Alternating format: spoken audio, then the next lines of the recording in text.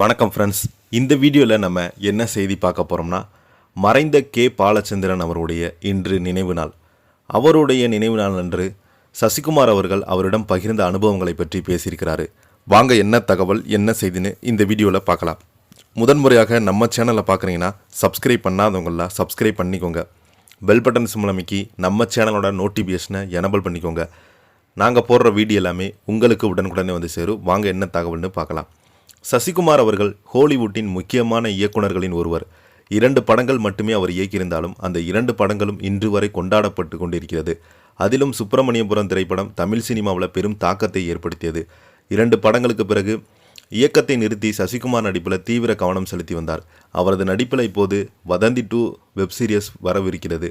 இயக்குனர் பாலா மற்றும் அமீரிடம் உதவி இயக்குனராக இருந்த சசிகுமார் சேது, மௌனம் பேசியதே உள்ளிட்ட படங்களில் பணியாற்றி தனியாக படம் இயக்க திட்டமிட்டு கதையை உருவாக்கி சாந்தனிடம் கூறினார். ஆனால் அதில் அவர் நடிக்க விரும்பலை. அதேபோல் படத்தை தயாரிக்க எந்த கம்பெனியும் முன் வரல. இதனையடுத்து ஜெயிடம் கதை சொல்லி ஓகே ஆனதை அடுத்து படத்தை அவரை தயாரித்து இயக்கவும் செய்திருந்தார். மதுரையை மையமாக வைத்து அரசியல் அதிகாரத்தில் இருப்பவர்கள் சுயநலத்துக்காக பலியாகும் இளைஞருடைய மையமாக வைத்தும் உருவாக்கப்பட்டிருந்த அந்த படம்தான் மெகா ஹிட் ஆனது. படத்தினுடைய போஸ்டரை பார்த்து கிண்டல் செய்தவர்கள் எல்லாம் படத்தை பார்த்து வாயடைத்து போனாங்க. அந்த அளவுக்கு சசிகுமாருடைய மேக்கிங் அட்டகாசமாக இருந்தது.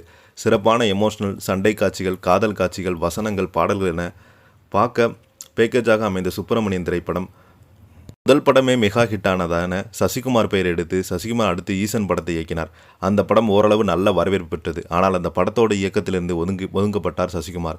அதன் பிறகு ஹீரோவாக நடிப்பதில் கவனம் செலுத்தினார். அவர் நடிப்பில் வெளியான டூரிஸ்ட் ஃபேமிலி திரைப்படம் சக்கப்போடு போட்டது. டூரிஸ்ட் ஃபேமிலி படத்தினுடைய வெற்றி சசி மார்க்கெட்டை உச்சத்தில் கொண்டு சென்றது. அதே சமயம் இந்த படத்தினுடைய வெற்றியால் சம்பளத்தை எல்லாம் உயர்த்த மாட்டேன் என்றும் அவர் தெரிவித்தார். தற்போது அவர் நடிப்பில் வதந்தி வெப்சீரிஸ் வருகிறது. இந்த சூழலில் அவர் பேட்டி ஒன்று சோசியல் மீடியாவில் வைரல் ஆகிட்டு வருது. அந்த பேட்டியில் அளித்தது சுப்பிரமணியம் படத்தில் முதல் பாதி காமெடி காதல் என சொல்லும். அது பாலச்சந்திரன் சாருக்கு ரொம்ப பிடித்து போனது. முதல் பாதி முடிந்தவுடனே எங்கடா இருக்குது அந்த சுப்பிரமணியம், எவ்வளோ ஜாலியாக இருக்காங்க என சொன்னாங்க. நான் மதுரையில் இருக்கிறேன் என்றேன். அதற்கு அவரே இனிமேல் மதுரை வந்தால் கண்டிப்பாக அங்கே செல்வேன் என சொன்னார். அப்படியே 2வது பாதி முடிந்தது. அதை பார்த்துவிட்டு என் முதுகில் தட்டிய அவர், எங்கடா இருக்குது அந்த சுப்பிரமணியபுரம், நீ என்னடா பண்ணி வச்சுருக்க, இப்படி அறுத்துருக்கானுங்க, இனிமேல் மதுரைக்கு வந்தால் சுப்பிரமணியம் பக்கம் மட்டும் வரமாட்டேன்னு சொல்கிறாங்க. 2வது பாதி வந்த பிறகு அவர் அப்படித்தான் சொல்வார் என எனக்கும் அதிர்ச்சியாக இருந்தது என குறிப்பிட்டிருந்தார். ஆனால் பாலச்சந்திரன் அவர்கள் படத்தை பார்த்து ரொம்பவே என்னை கட்டிப்பிடித்து வாழ்த்துக்கள் சொன்னதாகவும் தெரிவிக்கிறார். இன்று அவருடன் இல்லானாலும் அவருடைய திரைப்படங்கள் இன்றளவும் அவர் காலம் கடந்து பேசும் என்று அவருடைய நினைவு அஞ்சலி போற்றும் விதமாக அவருக்கு இரங்கல் தெரிவிச்சிருக்கிறாரு சசிகுமார் அவர்கள். இந்த செய்தியை பற்றி நீங்கள் என்ன நினைக்கிறீங்கன்னு கீழே உள்ள கமெண்ட் பாக்ஸில் மறக்காமல் பதிவிடுங்க. இந்த வீடியோ உங்களுக்கு பிடிச்சிருந்தால் லைக் பண்ணுங்கள், ஷேர் பண்ணுங்கள். நன்றி, வணக்கம்.